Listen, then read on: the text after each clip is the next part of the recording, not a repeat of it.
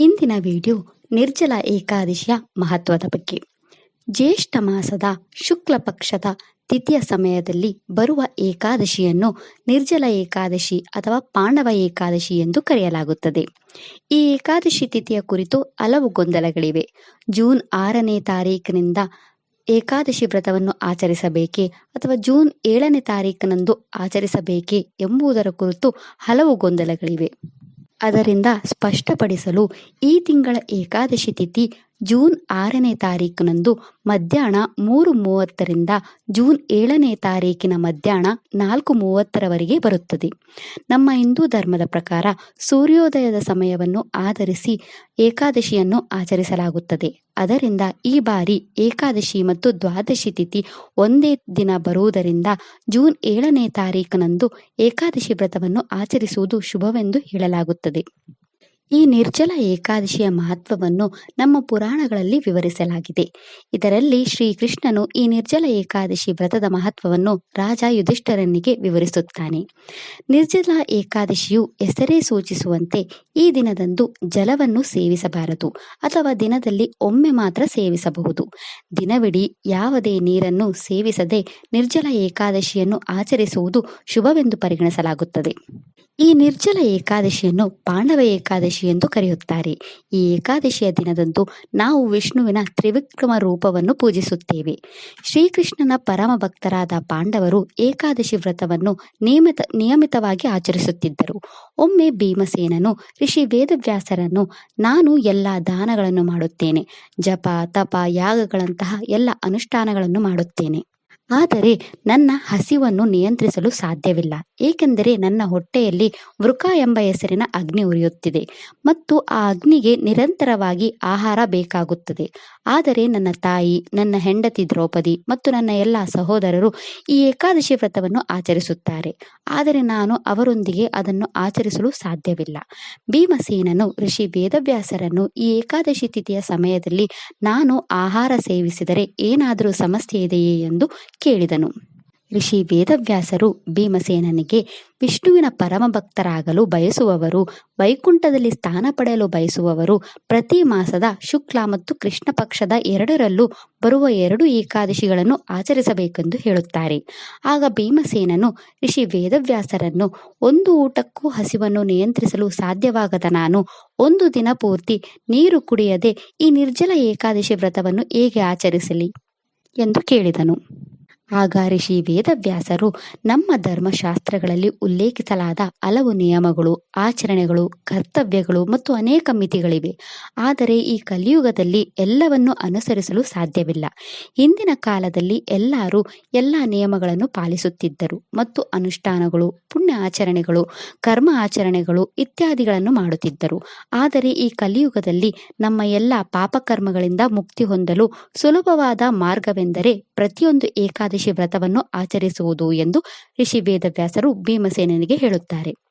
ನಂತರ ಭೀಮಸೇನನು ಋಷಿ ವೇದವ್ಯಾಸರನ್ನು, ಈ ಏಕಾದಶಿ ವ್ರತವನ್ನು ಆಚರಿಸುವುದರಿಂದಾಗುವ ಪ್ರಯೋಜನಗಳೇನು ಅಥವಾ ಈ ಏಕಾದಶಿ ವ್ರತವನ್ನು ಆಚರಿಸುವುದರಿಂದ ನಮಗೆ ಏನು ಫಲ ಸಿಗುತ್ತದೆ ಎಂದು ಕೇಳುತ್ತಾನೆ.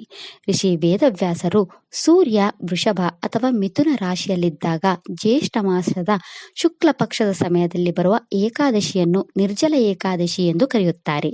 ಇದು ನೀರನ್ನು ಸಹ ಕುಡಿಯದೆ ಆಚರಿಸುವ ಏಕಾದಶಿ ವ್ರತ. ಈ ದಿನ ನೀರನ್ನು ಸ್ನಾನ, ಸಂಕಲ್ಪ ಮತ್ತು ಆಚಮನಕ್ಕೆ ಮಾತ್ರ ಬಳಸಬೇಕು.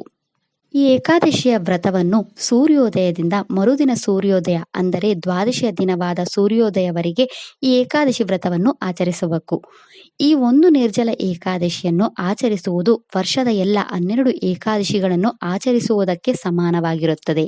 ಈ ದಿನ ಭಗವಂತನ ಆರಾಧನೆ, ಭಗವಂತನ ಚಿಂತನೆ ಮಾಡುತ್ತಾ ಏಕಾದಶಿ ವ್ರತ ಆಚರಿಸುವುದರಿಂದ ಎಲ್ಲ ಏಕಾದಶಿಗಳನ್ನು ಆಚರಿಸಿದ ಫಲ ಸಿಗುತ್ತದೆ. ಈ ನಿರ್ಜಲ ಏಕಾದಶಿಯ ದಿನದಂದು ಜಲದಾನ ಅಂದರೆ ಬ್ರಾಹ್ಮಣರಿಗೆ ಜಲದ ಕಳಶ ನೀಡುವುದು ಅತ್ಯಂತ ಶ್ರೇಷ್ಠ. ಸಾಧ್ಯವಾದರೆ ಬ್ರಾಹ್ಮಣರಿಗೆ ಚಿನ್ನದ ನಾಣ್ಯದಂತೆ ದಾನದಲ್ಲಿ ಚಿನ್ನವನ್ನು ನೀಡುವುದು, ಬಟ್ಟೆಗಳನ್ನು ದಾನ ನೀಡುವುದು. ಈ ನಿರ್ಜಲ ಏಕಾದಶಿಯ ದಿನದಂದು ದಾನ ಮಾಡುವುದರಿಂದ ವರ್ಷದ ಎಲ್ಲ ಏಕಾದಶಿಯ ಫಲ ಸಿಗುತ್ತದೆ. ಇದು ಪುಣ್ಯದಾಯಕ ವ್ರತವಾಗಿದೆ. ಈ ಏಕಾದಶಿ ವ್ರತವನ್ನು ಆಚರಿಸುವುದರಿಂದ ವಿಷ್ಣುವು ಸಂತೋಷ ಪಡುತ್ತಾನೆ. ಅದರಿಂದ ಪ್ರತಿಯೊಬ್ಬ ವೈಷ್ಣವರು ಈ ಏಕಾದಶಿ ವ್ರತವನ್ನು ಆಚರಿಸಬೇಕು. ಈ ಕಲಿಯುಗದಲ್ಲಿ ಯಾವುದೂ ಶುದ್ಧವಲ್ಲ ಮತ್ತು ನಾವು ಪುಣ್ಯ ಗಳಿಸಬಹುದಾದ ಏಕೈಕ ವ್ರತವೆಂದರೆ ಈ ಏಕಾದಶಿ ವ್ರತ. ಈ ಏಕಾದಶಿ ವ್ರತವನ್ನು ಆಚರಿಸುವವರಿಗೆ ಯಮದೂತರು ಹತ್ತಿರ ಬರುವುದಿಲ್ಲ, ಬದಲಾಗಿ ವಿಷ್ಣು ದೂತರು ಅವರ ಬಳಿಗೆ ಬಂದು ವೈಕುಂಠಕ್ಕೆ ಕರೆದೊಯ್ಯುತ್ತಾರೆ ಎಂದು ಹೇಳಲಾಗುತ್ತದೆ. ಈ ರೀತಿಯಾಗಿ ನಿರ್ಜಲ ಏಕಾದಶಿಯ ಮಹತ್ವವನ್ನು ಋಷಿ ವೇದವ್ಯಾಸರಿಂದ ಕೇಳಿದ ಭೀಮಸೇನನು ಈ ನಿರ್ಜಲ ಏಕಾದಶಿಯನ್ನು ಆಚರಿಸಿದನು.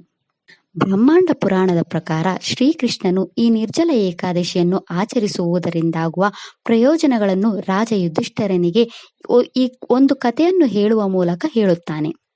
ಒಮ್ಮೆ ಕಾಶಿನಗರದಲ್ಲಿ ಒಬ್ಬ ಬ್ರಾಹ್ಮಣ ವೇದಶರ್ಮ ತನ್ನ ಪತ್ನಿ ನಾಗರತ್ನ ಜೊತೆ ವಾಸಿಸುತ್ತಿದ್ದನು. ಅವರಿಗೆ ಸುಮಂತ ಎಂಬ ಮಗನಿದ್ದನು. ಒಮ್ಮೆ ಈ ಬ್ರಾಹ್ಮಣ ವೇದಶರ್ಮನು ತನ್ನ ಬಡತನದಿಂದ ಬೇಸತ್ತು ಕಾಡಿಗೆ ಹೋಗಿ ತನ್ನ ಎಲ್ಲ ದಾರಿದ್ರ್ಯ ದುಃಖಗಳನ್ನು ತೊಡೆದು ಹಾಕಲು ಕಠಿಣ ತಪಸ್ಸನ್ನು ಮಾಡಲು ನಿರ್ಧರಿಸಿದನು. ಹೀಗೆ ಅವನು ತನ್ನ ಹೆಂಡತಿ ಮತ್ತು ಮಗನಿಗೆ ತನ್ನ ತಪಸ್ಸಿನ ಬಗ್ಗೆ ಹೇಳಿ ಕೆಲವು ದಿನಗಳ ಕಾಲ ಕಾಡಿಗೆ ಹೋಗುತ್ತಾನೆ. ಆ ಸಮಯದಲ್ಲಿ ಬಿಸಿ ಜ್ಯೇಷ್ಠ ಮಾಸವಾಗಿತ್ತು. ಆ ಬ್ರಾಹ್ಮಣನು ಕಾಡಿನಲ್ಲಿ ಕಠಿಣ ತಪಸ್ಸು ಮಾಡುತ್ತಿದ್ದನು ಮತ್ತು ಒಂದು ದಿನ ಅವನ ಹತ್ತಿರ ಸರೋವರಕ್ಕೆ ಬಂದನು. ಅವನು ಅಲ್ಲಿ ಸ್ವಲ್ಪ ನೀರು ಕುಡಿದು ಕೈಕಾಲುಗಳನ್ನು ತೊಳೆದುಕೊಂಡು ಹತ್ತಿರದ ಮರದ ಕೆಳಗೆ ವಿಶ್ರಾಂತಿ ಪಡೆದನು. ತಂಪಾದ ಗಾಳಿಯಿಂದಾಗಿ ಅವನು ಆ ಮರದ ಕೆಳಗೆ ನಿದ್ರೆಗೆ ಜಾರಿದನು. ಆ ಸಮಯದಲ್ಲಿ ಜಿಂಕೆ, ಮೊಲಗಳಂತಹ ಪ್ರಾಣಿಗಳು ನೀರು ಕುಡಿಯಲು ಆ ಸರೋವರಕ್ಕೆ ಬರುತ್ತಿದ್ದವು. ಆದರೆ ಮರದ ಕೆಳಗೆ ಮಲಗಿದ್ದ ಬ್ರಾಹ್ಮಣ ವೇದಶರ್ಮನನ್ನು ನೋಡಿದಾಗ ಅವು ಭಯದಿಂದ ಓಡಿ ಹೋದವು.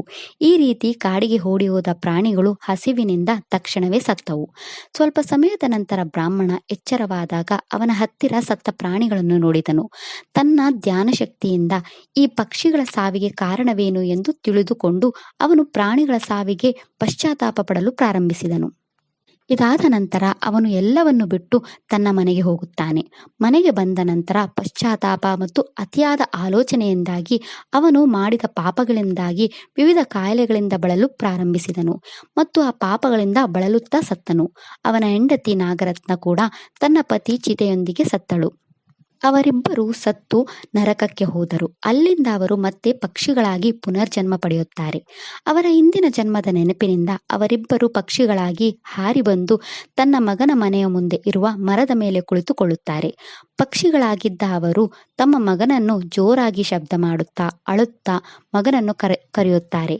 ಪಕ್ಷಿಗಳ ಜೋರು ಶಬ್ದವನ್ನು ಕೇಳಿ ಅವನ ಮಗ ಕೋಪಗೊಂಡು ಈ ಪಕ್ಷಿಗಳು ನನ್ನ ಮನೆಯ ಮುಂದೆ ಏಕೆ ಜೋರಾಗಿ ಶಬ್ದ ಮಾಡುತ್ತಿವೆ ಎಂದು ಯೋಚಿಸಿದನು.